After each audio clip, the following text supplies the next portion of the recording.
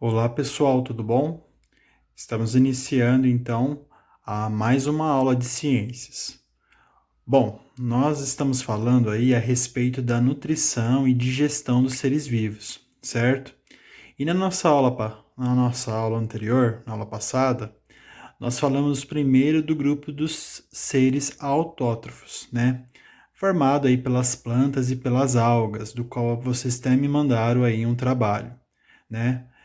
Bom, todos os seres vivos, sem exceção, eles precisam do alimento, né? Do qual eles obtêm os nutrientes para que eles possam realizar as suas atividades metabólicas, né? Como respiração, circulação, locomoção. Já que eles vão gastar energia fazendo isso, eles precisam se alimentar. Então, todo ser vivo passa pela nutrição. No caso das plantas, como eu já falei na aula anterior, elas conseguem produzir seu próprio alimento, né? E elas fazem isso através da fotossíntese, né? Que é um processo do qual elas absorvem o gás carbônico, produz glicose e devolve gás oxigênio para a atmosfera. E consegue fazer tudo isso através da luz solar. Hoje nós falaremos aí da nutrição dos animais, né? Os animais, pessoal, diferente das plantas, eles são chamados de heterótrofos, né? O que significa isso, né? Aqui, heterótrofos. Esses animais, eles não conseguem produzir seu próprio alimento, né? Eles dependem de outros seres vivos para poder se alimentar. Então, no caso, eles podem ser herbívoros, né? Que no caso vão se alimentar de vegetais, de plantas. Podem ser carnívoros, né? Que vão se alimentar de outras espécies de animais. E podem ser onívoros, que no caso vão ter uma dieta variada entre vegetal e entre carne, certo? Bom, nós falaremos então dos tipos de digestão que podem acontecer com relação aos animais, né? É, a gente vai perceber que quanto maior o grau de evolução que os animais possuem, mais complexo e mais completo vai ser o seu sistema digestório, certo? Então nós vamos iniciar falando da ingestão, né? O que significa ingestão? É quando o ser vivo captura o seu alimento e começa o processo de digestão. É quando ele coloca o alimento até a boca ou o orifício que ele tem para poder absorver aí este alimento. Então nós vamos falar aí com relação ao grau de evolução. Vamos falar do primeiro grupo de animais que são as esponjas, né? Formados lá no filo porífera, né? As esponjas, pessoal, eles são animais bem simples, são invertebrados bem simples, né? Então, neste caso, como que eles fazem a captura e a ingestão, né? A captura ela acontece por poros, né? Esses animais são formados por poros, né? Aberturas. E através dos coanócitos, que são células especializadas, é que ocorre a ingestão do alimento do qual esses seres vivos acabam absorvendo, certo? No caso dos vermes, eles absorvem o alimento já digerido, né? Então a grande maioria dos vermes acaba sendo parasitas, né? Como o caso da lombriga, da solitária, que já fica hospedada lá no intestino do seu hospedeiro e de lá ele vai absorver o alimento que já foi ingerido, certo? Porque ele também não consegue fazer isso sozinho. Os insetos contam com as peças bucais, né? Então, no caso, os insetos não possuem dentes, né? Mas ele conta aí com a boca, que é formado pelas peças bucais. E no caso das aves e também das tartarugas, né? Eles contam com os bicos córneos. Essa vai ser a abertura do qual vai se passar a ingestão dos alimentos.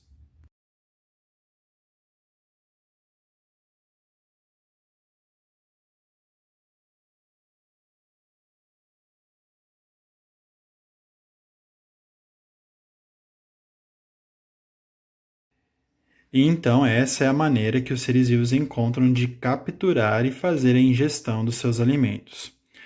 Porém, pessoal, nos vertebrados ocorre aí uma evolução, né? Uma característica aí mais detalhada, né?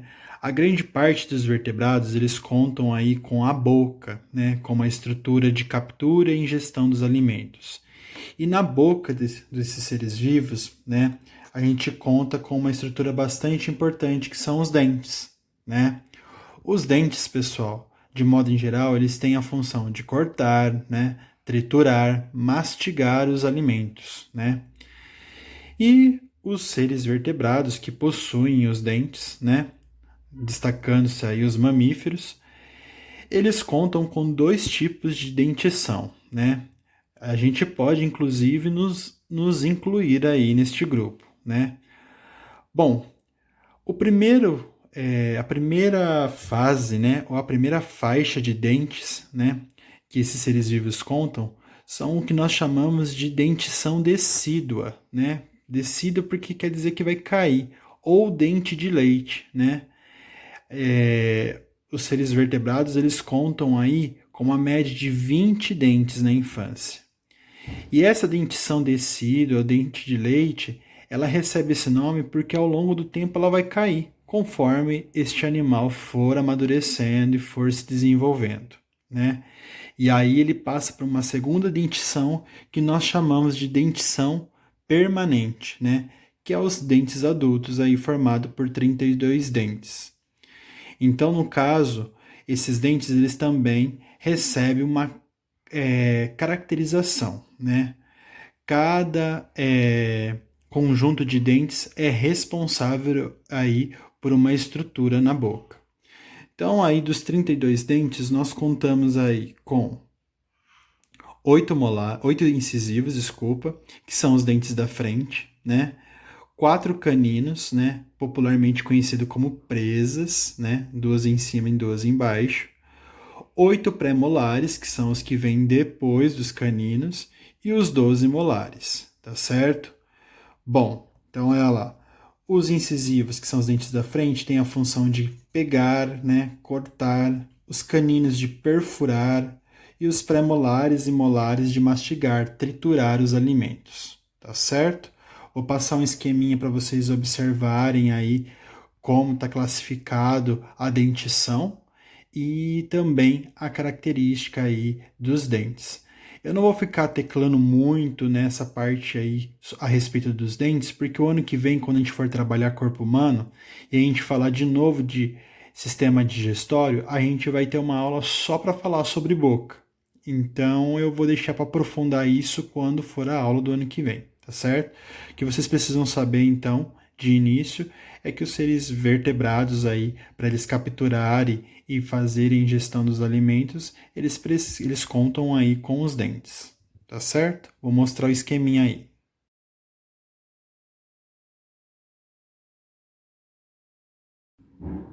Na segunda etapa, pessoal, a etapa de digestão e absorção dos nutrientes, ela ocorre aí após então a ingestão dos alimentos, né?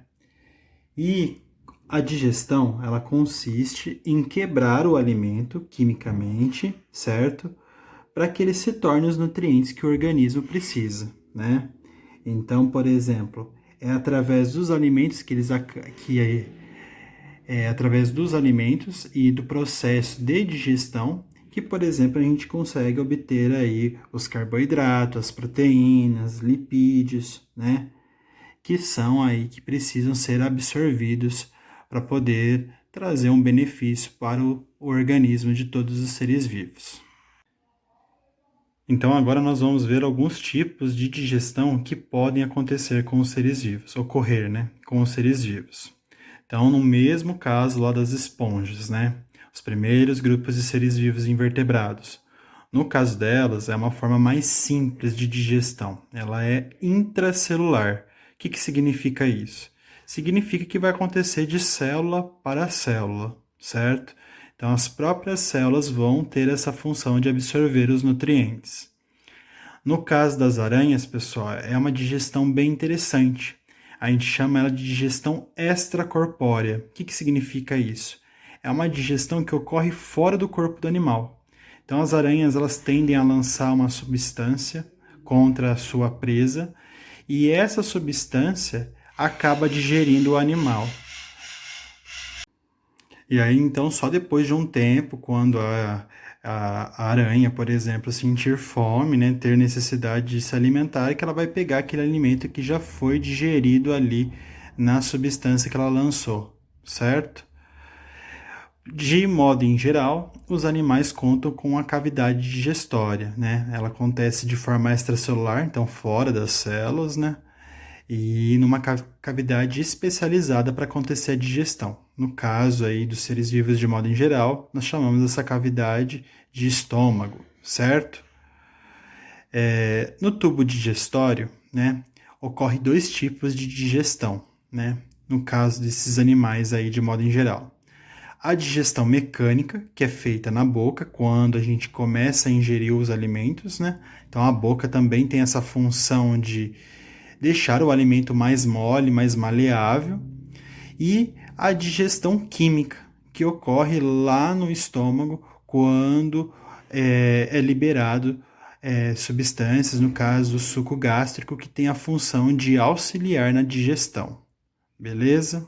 Vou mostrar algumas imagens aí também com relação aos tipos de digestão e aí falo sobre o sistema digestório.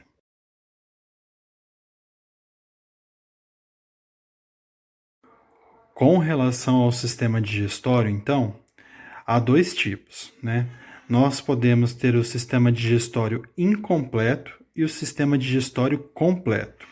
O sistema digestório incompleto, pessoal, ele vai acontecer quando nós tivermos apenas um orifício para entrada e para saída de alimentos. Então, tanto que for entrar quanto que for sair, com relação aí ao seu processo de digestão, vai acontecer por uma única abertura, um único orifício. Um bom representante disso são as anêmonas. Elas contam somente com uma abertura. Então, o que elas vão absorver e depois é, excretar, no caso, vai ser por um único orifício. Já no sistema digestório completo, nós apresentamos aí dois orifícios, né? Que no modo em geral pode ser chamado aí de boca e ânus, e no caso dos répteis e das aves, vai ser aí de bico e cloaca, certo? Bom, quero chamar a atenção de vocês com relação à digestão nos mamíferos herbívoros, como os bois, camelos e as cabras, né? A gente costuma falar aí que vaca está sempre mastigando, né? Está sempre pastando. Estes animais, no caso, então, são chamados de ruminantes, né?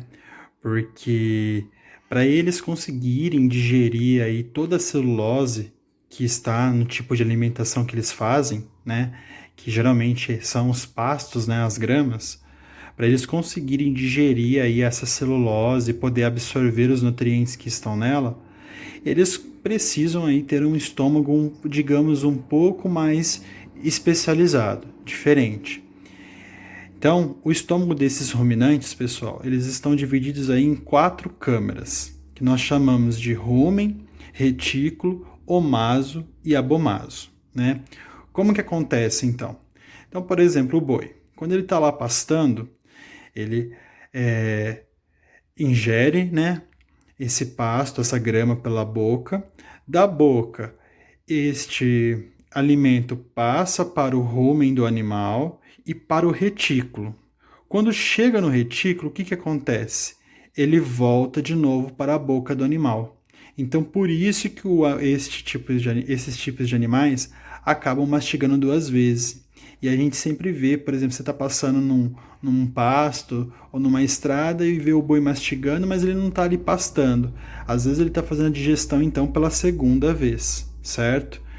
Então, após este alimento voltar para a boca do animal e ele terminar de fazer a segunda mastigação, aí sim o alimento vai passar de novo para o rumen, para o retículo e vai seguir para o omaso e abomaso. Aí sim, nessas estruturas vai ter a digestão total aí da celulose e este animal vai conseguir fazer a absorção necessária do bolo alimentar que ele conseguiu ingerir para aproveitar o que for de nutriente para o seu organismo e depois evacuar aquilo que ele não precisar mais, tá certo? Vai ficar faltando então para a gente falar sobre a digestão das aves, tá? E da egestão, mas vou deixar para a próxima aula porque senão fica acumulando muita informação, tá bom? Por hoje já foi bastante coisa. É isso aí. Qualquer dúvida, só me procurar. Obrigado.